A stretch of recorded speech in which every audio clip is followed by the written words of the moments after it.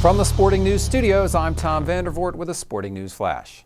The aftershocks from the Jerry Sandusky scandal continue to reverberate at Penn State, and this morning the football program itself received its penalties from NCAA President Mark Emmert. The NCAA is imposing a fine of $60 million on the university, with the funds to be used to establish an endowment to support programs around the nation that serve the victims of child sexual abuse and seek to prevent such abuse from happening. This amount is the equivalent of 1 year's gross revenue of the football team.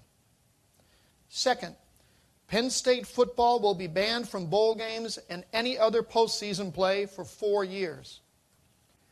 Third, Penn State's football team will have its initial scholarships reduced from 25 to 15 per year for a period of 4 years. Fourth, the NCAA vacates all wins of the Penn State football team from 1998 to 2011, and the records will reflect these changes.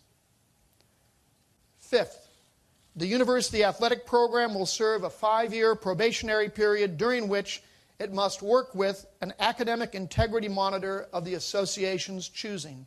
And finally, the NCAA is reserving the right to initiate a formal investigation and disciplinary processes to impose sanctions as needed on individuals involved in this case after the conclusion of any criminal proceedings. Because of the scholarship reduction, football players who wish to transfer will not have to sit out a year, and any player who wants to stay at the university may retain his scholarship even if he no longer plays on the team.